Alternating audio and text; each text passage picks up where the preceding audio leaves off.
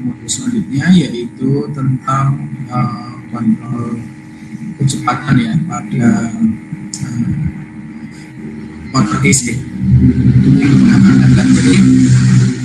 mungkin untuk dua pertemuan ini, jadi pertemuan ini dan pertemuan ke berapa ini?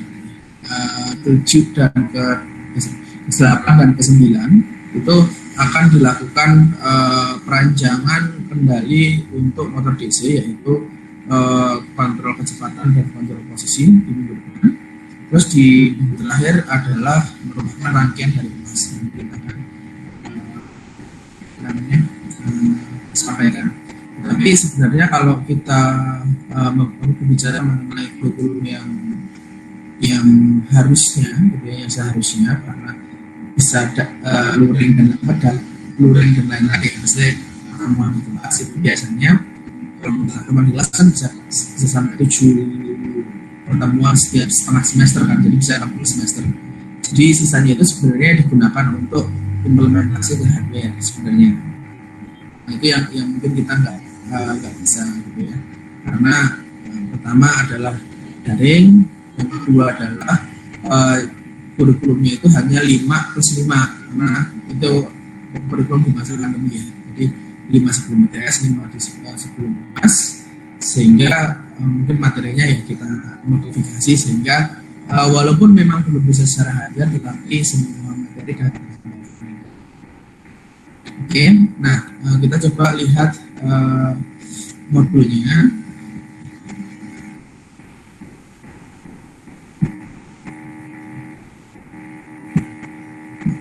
Oke, nah kita akan masuk ke sistem kendali kecepatan.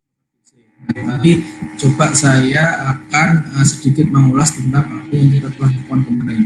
Nah, di kemarin kan kita telah mempelajari mengenai PID ya, desain PID. Jadi di sini PID di sini berfungsi untuk, kalau yang kemarin yang kita setelah bahas untuk unit 6 itu kebanyakan adalah untuk bukan menstabilkan sistem, tetapi untuk merubah parameter transient system. Jadi PID ini digunakan untuk memperbaiki transiennya sehingga dia mempunyai spesifikasi yang sesuai dengan apa yang kita butuhkan.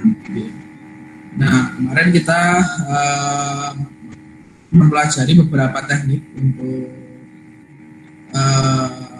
melakukan ini ya, apa namanya, tuning PID. Jadi yang masalah yang paling susah di sini karena dia sifatnya dinamis adalah bagaimana kita dapat men-tuning PID secara tepat.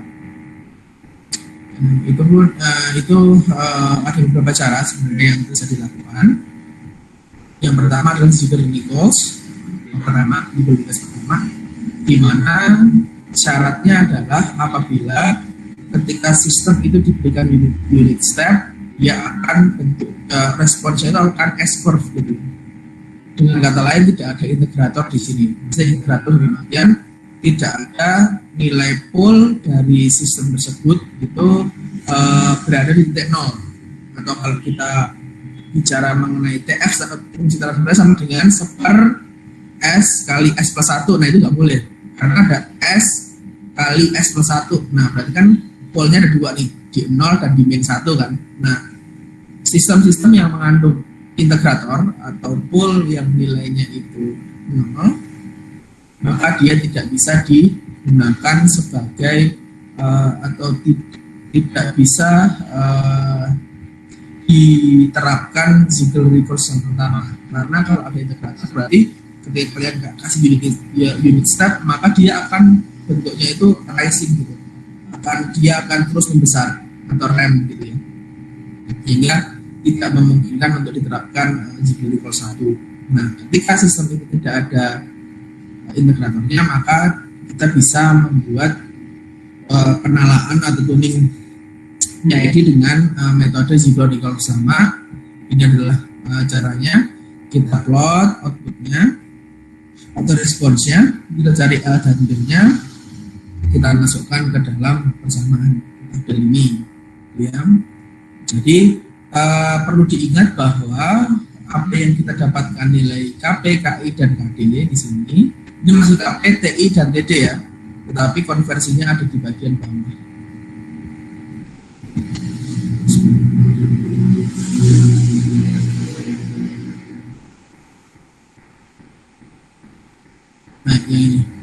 TI-nya ini TD, jadi rumusnya yang KP yang sama, KI sama dengan KP per TI, KD sama dengan KP kali TD. Nah, yang perlu diingat adalah nilai KP TI TD atau mungkin pada akhirnya adalah KP KI KD itu yang kalian dapatkan dari proses Siegel 1 itu hanya bersifat sebagai starting point untuk penalakan selanjutnya. Jadi belum tentu hasil yang kalian dapatkan atau respons yang kalian dapatkan ketika kalian sudah menerapkan KP KIKD yang didapatkan dari Siegel 1 itu akan memenuhi performansi yang kalian inginkan, gitu ya. Nah, makanya itu menjadi sejak awal dan kalian bisa mentuning sesuai dengan sifat KP, KI, dan KD-nya agar performansinya mendekati atau sama dengan yang kalian inginkan. Itu pertama. Metode kedua, ketika memang tidak ada pol yang dinilai nol, ketika tadi sebaliknya, jadi ketika ada pol yang berada di titik nol. Jadi kalau pol di titik nol, kalau kemarin kita mempelajari tentang bagaimana respon sistem, jadi kan ketika polnya itu di sebelah kanan dia tidak stabil, kalau di sebelah kiri dia stabil kan gitu ya. Kalau dia nol dia memungkinkan untuk osilasi sempurna gitu ya. Nah, ketika memang sifat sistemnya itu terdapat osilasi, maka dia coba di close loop kanan seperti ini, terus cari nilai KP yang menghasilkan responsnya itu osilasi sempurna. Nah, jadi kita tuning KP-nya sampai dia mempunyai respons osilasi sempurna.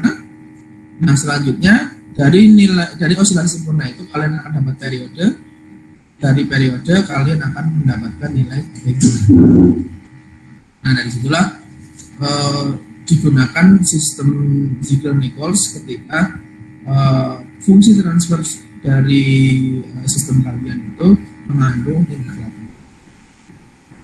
sama ya. Jadi sifatnya KP KD yang kalian dapatkan di sini juga masih belum sesuai dengan performansi yang kalian harapkan, jadi perlu tuning tambahan. Ini hanya merupakan starting point dari proses penalakan kalian. Nah, ini adalah metode yang ketiga. Pastinya teman-teman banyak sekali menggunakan ini ya, karena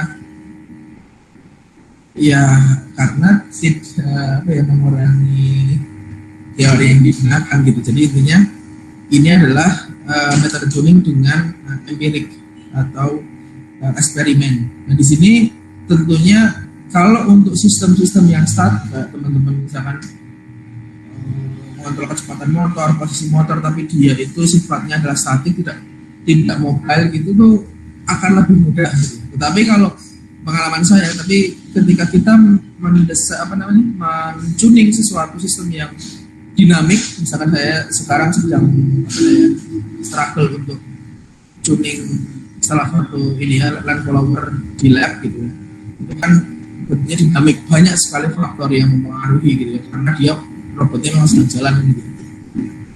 Nah, itu mempunyai permasalahan atau ini ya, kesulitan tersendiri. Jadi tidak terus P-nya dinaikin dan semulus seperti apa yang kita lakukan simulasi, itu belum tentu. Nah, itu walaupun memang terkesan dia brute force banget gitu, jadi kita bisa mencoba naikkan P-nya, naikkan I-nya, naikkan D-nya, mungkin akan terasa mudah ketika kita berbicara di dalam skop simulasi, tetapi ketika nanti kita sudah berada di skop hardware, itu menjadi suatu tantangan tersendiri, karena dari beberapa tahun, mungkin tahun kemarin enggak, karena juga sudah mulai pandemi, 2 semester yang lalu gitu. Jadi ketika kita praktikum, ketika di fase-fase awal, ketika semua itu biasanya simulasi itu, semua itu berhasil gitu. Tetapi ketika ada di 4-3 modul terakhir yang dimana kita dihadapkan dengan hardware, satu pertemuan itu nggak cukup gitu, untuk satu modul ini. Misalnya tuning kontrol kecepatan, atau tuning kontrol posisi, atau atau menggunakan lengan robot atau menggunakan drone, itu hal-hal yang ternyata ketika kita belajar di ranah implementatif itu mempunyai kesulitan atau tantangan tersendiri. Nah itulah, apalagi kita berada di kurikulum vokasional gitu ya. Jadi intinya saya berharap sih segera pandemi ini segera selesai, terus segera bisa luring. Jadi kalian benar-benar nanti merasakan experience bagaimana sih ketika kita benar-benar harus memegang hardware gitu ya, mentuning kendali di hardware, menerapkan hardware, sehingga masalah-masalah itu menjadi menarik, menjadi menantang, sehingga kalian juga punya experience. Nah, ketika kita sudah mempelajari, sebenarnya kalau untuk ranah implementasi ranah simulasi, selain kita melakukan beberapa tuning seperti yang kita sebutkan, sebenarnya MATLAB juga sudah menyediakan ID tuner sebenarnya. Jadi intinya dari situ enak sekali. Jadi ketika memang kalian punya respon sistem seperti ini, misalkan seperti apa. Nah setelah itu nanti sistemnya itu yang kalian inginnya seperti apa. Nanti nilai KP, KI dan KD-nya itu sudah muncul di dalam toolbox-nya gitu. Kalian bisa pakai PIC tuner. Nah itu kan kalau di ranah simulasi kan. Jadi ranah simulasi itu ketika kalian punya KP, KI, KD pakai PIC tuner, oke gitu. Tapi ketika kalian terapkan di dalam hardware yang sesungguhnya, itu belum tentu akan mendapatkan respon yang seideal itu. Jadi beberapa dari kalian pasti menggunakan PIC tuner gitu ya. Nah itu baik ketika kalian berbicara dengan ranah simulasi, dan ya menurut saya tidak untuk praktikum ini ya. Kalau untuk pengerjaan project, untuk implementatif itu mungkin sangat membantu. Tetapi kalau untuk mata kuliah ini, mungkin yang saya harapkan adalah bagaimana experience kalian untuk ketika KP saya naikkan, responnya dari seperti apa, menjadi seperti apa, pengaruhnya apa. Ketika KP-nya tetap, KD-nya saya naikkan, pengaruhnya seperti apa, itu yang sebenarnya saya harapkan dalam praktikum ini. Tapi nggak apa-apa, karena memang itu beberapa kemudahan atau fasilitas yang memang disediakan oleh MATLAB. Nah, pada modul ini kita akan mencoba mengimplementasikan. Jadi kan kalau kemarin kan masih mengulik di bagaimana struktur PID, bagaimana pengaruh setiap parameter dalam pengendali PID. Nah sekarang kita coba untuk masuk ke dalam satu contoh kasus pengendalian, yaitu kendali kecepatan motor DC. Nah, jadi di sini sudah dibahas bagaimana modeling motor DC. Setelah itu bagaimana hasilnya adalah kalian mengikuti saja ini. Terus kalian nanti sebentar ini kita coba latihan buat simuling, isikan parameternya. Lakukan percobaan dengan variasi KP itu dan KD0. Terus dari ketiga nilai KP tersebut, pilih salah satu menurut Anda memiliki performa terbaik. Kemudian ulang urusan 3 dengan KD-nya. Dari ketiga nilai KD tersebut, pilih salah satu. Di sini mungkin yang ingin saya tambahkan, tolong juga dicatat oleh teman-teman bahwa kalian pertama adalah ketika KP-nya, coba kalian atur KP-nya nilainya 1 aja. KP-nya 1, ya. Kalian lihat plotnya. Nah, setelah kalian lihat plotnya, kan kalian bisa ukur parameter performansinya. Misalkan TS-nya berapa, TR-nya berapa, maksimum voltage-nya berapa. Ketika KP-nya 1. Nah, dari situ kalian jadikan itu sebagai bukan. Jadi gini aja dulu deh. Kalian kan ini kan kebetulan masih kontrol posisi ya, kontrol kecepatan. Jadi dari sistem open loop, jadi dari nanti ya fungsi transfer open loopnya, kalian pasangin dengan unit step, kalian pasangin dengan scoop di bagian outputnya, kalian plot. Dari situ kalian ukur nih parameter performansinya. Misalkan TS-nya berapa, TN-nya berapa, TN-nya berapa, seperti di kasus sebelumnya. Kasus sebelumnya ini adalah ketika kita berbicara mengenai respon transient ya. Nah dari situ nanti kalian setelah ditentukan nih, misalkan kayak TS-nya 1 detik, maksimum beratnya 10% misalnya. Nah sebelum kalian melakukan latihan unit 7 ini, kalian tentukan dulu nih berapa TS yang kalian tuju, maksimum overshoot yang kalian inginkan ya, jadi ada stepnya jelas. Nah setelah itu baru kalian lakukan percobaan ini agar menghasilkan performansi yang kalian butuhkan. Oke, itu yang terpenting. Nah dengan metode praktikum yang seperti itu, harusnya satu orang dengan orang yang lain itu hasilnya akan berbeda ya. Dan kemarin juga saya mendapatkan satu masukan atau satu feedback dari asisten bahwa masih ada 1 atau 2 orang yang hasilnya itu sama persis ya, nggak make sense ya hasilnya. Jadi dalam artian masalah diskusi itu boleh, masalah ini boleh, tetapi jangan sampailah ada plagiarisme di situ. Ya, saya mungkin hanya bisa bilang ke asistennya adalah ya sudah ditegur aja, diminta kerjain ulang ya, mungkin ada beberapa yang merasa ya.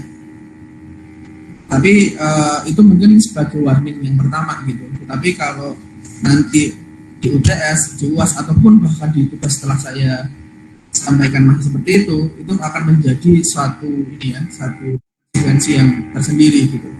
Jadi dalam setiap penugasan biasanya saya berikan sedikit variasi. Ada sisi subjektivitas dalam artian penentuan spek itu pasti beda. Terus penentuan desain itu pasti beda. Ya masa sih misalnya kayak ya kalau misalnya pun sampai sama terus itu karena memang keduanya mendevelop terus tiba-tiba sama ya it's okay ya. Tapi kan terlihat sebenarnya dari cara analisis, penulisan analisis, dari dari penyusunan diagram blok aja sebenarnya kelihatan.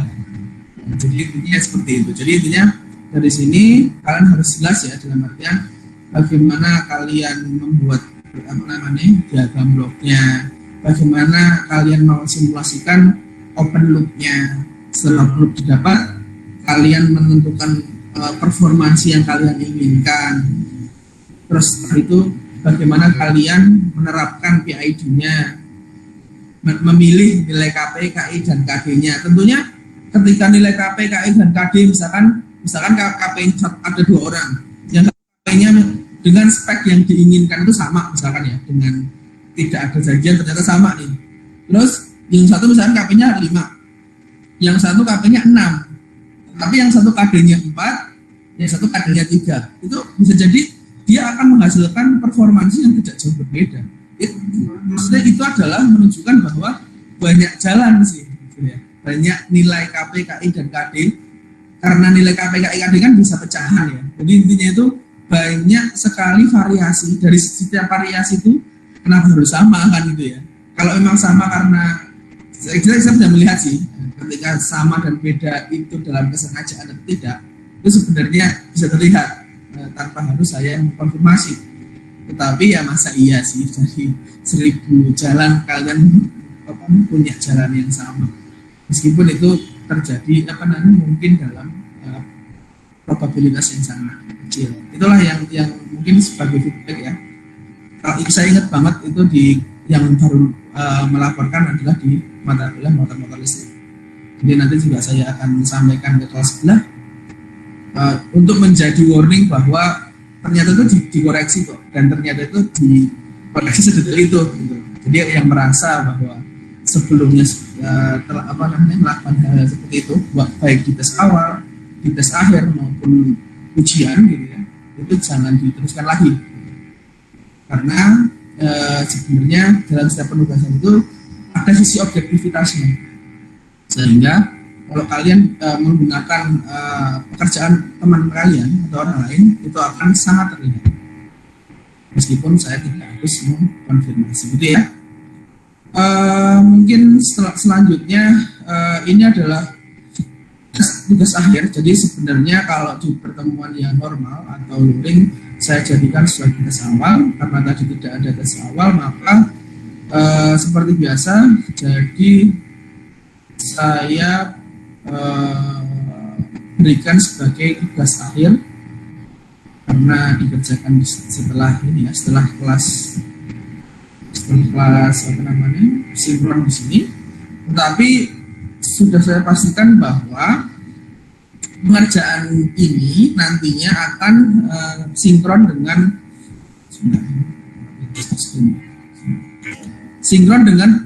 tugas kalian. Jadi intinya kalian mengerjakan ini tuh bagian dari kalian mengerjakan praktikumnya.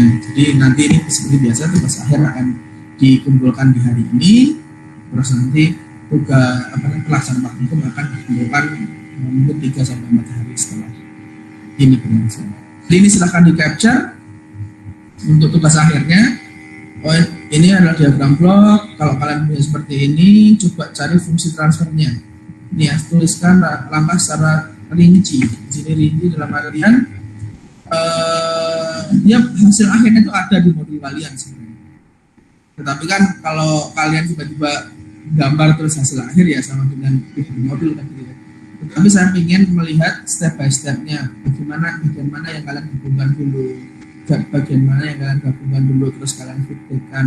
Jadi pada akhirnya itu kalian nanti akan mendapatkan satu representasi fungsi transfer hubungan antara OnlyGM dengan RS.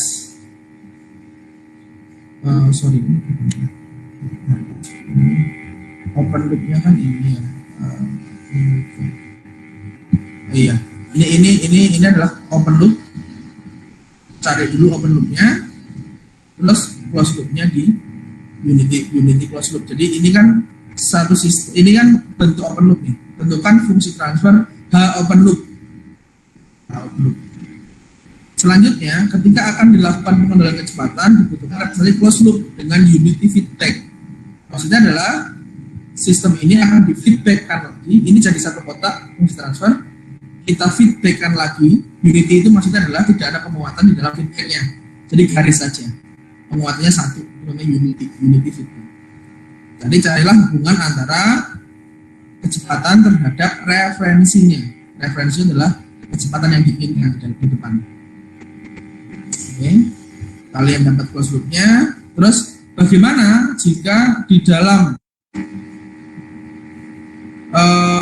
feed forward-nya, bukan feed forward ya, berarti bagaimana ketika kita menambahkan nilai KP gitu, di dalam sistem tersebut, sistem close loop tersebut. Ini sebenarnya bukan feed forward secara betul ya, apa yang pada jalur sebelum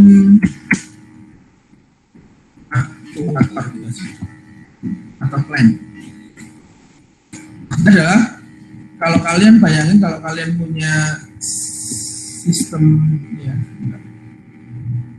sistem misalnya ini close loop ya, misalkan nih ini kan tadi open loop ya. Nah misalkan nanti kalian punya ini adalah motor, ini misalkan abaikan saja, ini kendalinya. Nah KP-nya itu posisinya setelah error. Jadi nilai proporsional ini itu berada setelah error itu dicari. Demikian referensi dikurangi dengan output, itu kan jadi error. Nah error masuk ke KP dulu, baru masuk ke motor. Nah jadi ketika kalian nambahkan P di situ, tentunya closed loop sistemnya akan berubah kan. Nah berubah menjadi apa? Nah itulah yang kalian harus cari pada jalur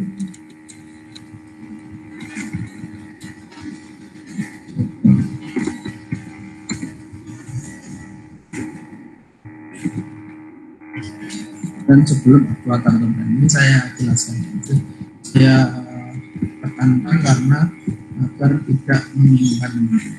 Oke, itu adalah tugas akhirnya. Silahkan di capture. Apakah ada pertanyaan teman-teman? Kalau saya sambil tunggu sambil saya untuk melakukan presensi teman-teman yang tidak bisa melakukan secara QR. Silakan, ada pertanyaan? Halo?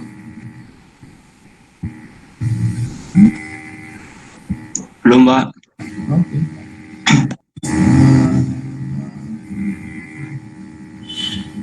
Praktikum sistem kontrol dasar. Abelta ya tadi yang ini ya. Abelta ada ya?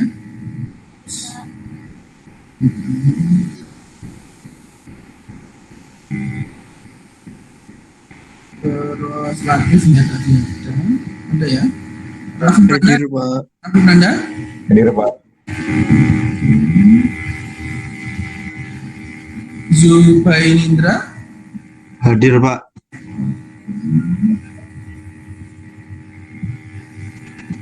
Afzar? Afzar hadir?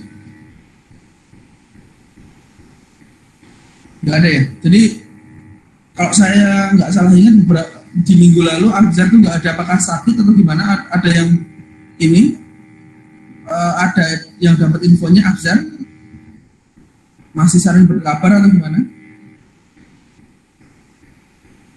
Halo, teman-teman masih kontak-kontakan sama Afzar nggak? Ketiduran, Pak, katanya, Pak. Ketiduran, Pak. Nggak, maksud saya adalah dari kemarin juga ya, maksudnya dari minggu lalu, takutnya nanti kalau kurang 75% kan ya sayang juga ya. Jadi maksud saya adalah nanti kan kalau kurang 70% berarti kan nggak bisa ikut ujian. Nah, konsekuensinya kan akan mengulang gitu. Jadi silakan disampaikan saja gitu. Kok saya ingat beberapa pertemuan kok tidak masuk gitu. Kalau apa sakit atau iban mungkin kan kita bisa ada treatment yang mana ya. Silakan sampaikan ya teman-teman. Maaf saya. Iza, ada Iza? Saya, Pak. Nur Naila? Nur Naila itu nggak ada ya? Nur Naila pindah, Pak. Oh iya, berarti yang pindah Hanif ini, tapi Afzar nih. Afzar masih kan? Nggak pindah kan? Semoga mandiri. Nur Naila pindah, Pak. Iya, oke. Nah, ya, jadi disampaikan ke Afzar, sepertinya kok dua atau tiga pertemuan, nggak tahu mata kuliah ini atau mata kuliah yang lain tuh bolong gitu. Dalam artian, ya. Ada masalah koneksi, Pak, katanya Pak Afzar hari ini. Ya silahkan nanti suruhin aja, sampaikan aja. Oke ya, mungkin seperti itu teman-teman. Jadi nanti akan saya buatkan form di kelas kalian untuk pengumpulan tugas akhir maupun pelaksanaan praktikum. Silahkan dilakukan, dimaksimalkan waktunya. Kalau ada pertanyaan silahkan bertanya secara offline ya, secara asinkron. Mungkin segitu saja yang bisa saya sampaikan untuk hari ini. Terima kasih atas partisipasi dan kedatangannya. Kita cukupkan. Sekian, assalamualaikum warahmatullahi wabarakatuh. Terima kasih ya. Waalaikumsalam. Waalaikumsalam warahmatullahi wabarakatuh. Terima kasih, Pak. Terima kasih, Pak.